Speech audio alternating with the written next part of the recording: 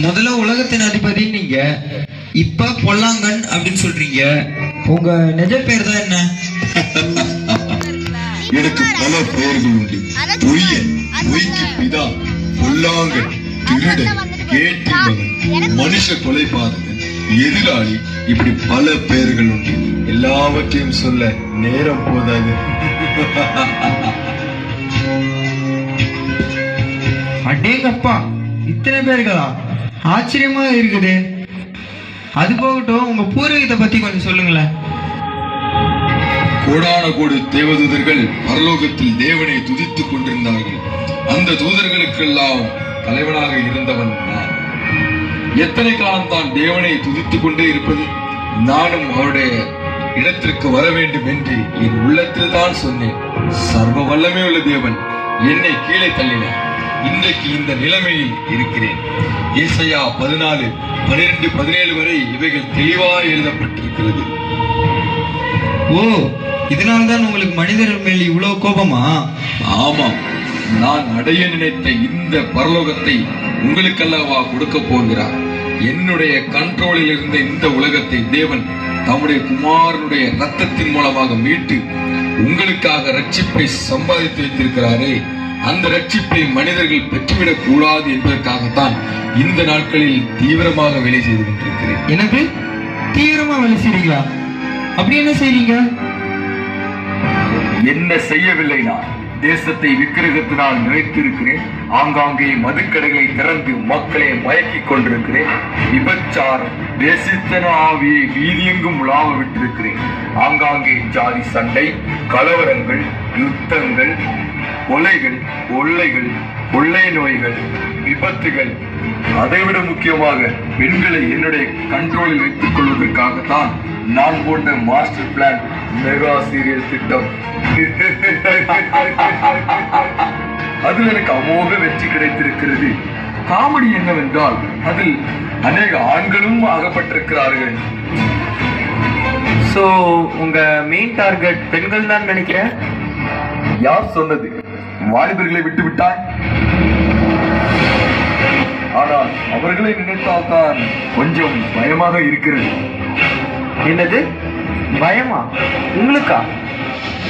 மோலேஸ், அதாவது இந்த பரிசுத்த வேதாகமம் என்ன சொல்கிறது தெரியுமா? என்ன சொல்லுது? 1 யோவான் 2ஆம் அதிகாரம் 13, 14 வசனங்கள் என்ன சொல்கிறது? வாலிபர்கள் பொல்லாங்கனை ஜெயித்தவர்கள் பலவான்கள் என்று சொல்கிறது. சோ பரிசுத்த தேவன் இந்த உலகத்திலே என்னுடைய கிரியைகளை அழிக்க கடைசி நாட்களிலே வாலிபர்களை அதிகமாக பயன்படுத்த போகிறார் என்ற சந்தேகம் பல நாட்களாக என் மனதை உறுத்திக் கொண்டே இருக்கிறது. சோ என்னுடைய main target oh my God, வாலிபர்களா? அவர்களுக்கு எதிராக என்ன திட்டங்கள் வைத்திருக்கிறீர்கள்? அது பரம ரகசியம், வெளியே சொல்லிவிடாதே. இன்றைக்கு இளைஞர்கள் எல்லாம் பாவத்தை ஈஸியாக செய்வதற்காகவே எல்லாவித வசதிகளையும் வீட்டுக்குள்ளேயே கொண்டு வந்து விட்டேன். மொபைல் போன், டிவி, இன்டர்நெட், இப்படி எல்லாவற்றிலும் 100% நான் தான் நிறைந்திருக்கிறேன். முக்கியமாக SMS, ஆன்லைன் சாட்டிங் போன்றவை நல்ல பலனை கொடுத்து கொண்டிருக்கின்றன. என்னது? டிவி, இன்டர்நெட்ல உங்க ஆயுதமா? இதெல்லாம் நல்ல விஷயத்துக்கு தானே பயன்படுது. நல்ல விஷயத்துக்கு மாதிரி தான் தெரியும். அதுதான் என்னுடைய தந்திரம். தேவனுக்கு என்று கொடுக்க வேண்டிய நேரத்தை கொடுக்க விடாமல் மற்ற உலகத்தின் காரியங்களுக்கு உங்களை திசை திருப்புவது என்னுடைய முக்கிய நோக்கம். அதை நான் செய்துவிட்டாலே போதும், நீங்கள் தேவ கோபாக்கனைக்கு ஆளாகி விடுவீர்கள். ஆனால் இன்று கூட நிறைய வாலிபர்கள் கையில் பைபிளுடன் சபைக்கு செல்கிறார்களே. கையில் மற்றும் தலையணைக்கு கீழ் பைபிள் வைத்திருப்பவர்களை பற்றி எனக்கு கவலை இல்லை. அந்த ஜீவ வார்த்தையை இருதயத்தில் வைத்திருப்பவர்களை கண்டால் தான் எனக்கு டப்பா டான்ஸ் ஆடிவிடும். அதனால்தான் வேதத்தை வாசிப்பதற்கோ அதை தியானிப்பதற்கோ விடவே மாட்டேன். அப்படியானால் சபைக்கு செல்கிற வாலிபர்கள் இப்போதெல்லாம் ஜெபிப்பது, வேதம் வாசிப்பதெல்லாம் கிடையாதா? மொத்தமாக அப்படியெல்லாம் சொல்லிவிட முடியாது. ஏதோ வாலிபர் கொண்டாட்டம் நடக்கிறதா? அந்த சபையின் வாலிபர்கள் இப்போது கர்த்தருக்காக வைராக்கியமா இருக்கிறார்கள். நான் இங்கே வர வேண்டியது இருந்ததுன்னா சிலர் குட்டி சாத்தான்களை அங்கே அனுப்பி வேறு பார்க்க சொல்லி இருக்கிறேன். இதெல்லாம் இவ்வளவு பிரயாசப்பட்டு எதற்காக செய்கிறீர்கள்? அட என் கூட சேர்ந்தவனே, இந்த சர்வ வல்லமையுள்ள தேவன் என்னை கடைசி நாளிலே தள்ளுவதற்காக நரகம் என்ற ஒன்றை ஏற்படுத்தி இருக்கிறார். அங்கே நான் மட்டும் தனியாக எப்படி செல்வது? அதனால்தான் ஒரு கூட்ட மக்களையும் உன்னையும் எப்படியாவது அந்த நரகத்திலே தள்ளிவிட வேண்டும் என்று பிரயாசப்பட்டு கொண்டிருக்கிறேன். ஹலோ, நரகம் உங்களுக்காக தானே ஏற்படுத்தப்பட்டிருக்குது, எங்களையா சேர்த்துக்கிறீங்க? இரு என் அடியாளத்தை போன் பண்றான்.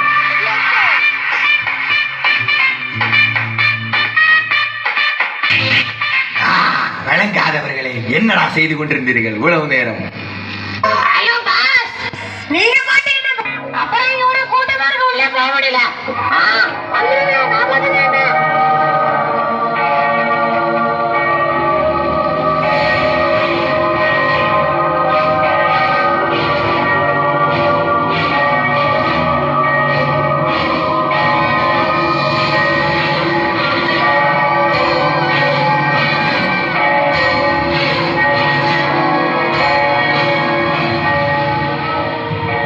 இவனை கண்டு நீங்கள் அஞ்ச வேண்டாம். 2000 ஆண்டுகளுக்கு முன்பாகவே என்னுடைய சிலுவை மரணத்தினால் இவனுடைய தலையை நான் நசுக்கிவிட்டேன். இதோ உலகத்தின் முடிவு பரியந்த சகல நாட்களிலும் நான் உங்களுடனே கூட இருக்கிறேன். ஆனாலும் தெளிந்த புத்தியுள்ளவர்களாயிருங்கள், விழித்திருங்கள், ஜாக்கிரதையாயிருங்கள். இது கடைசி காலம்.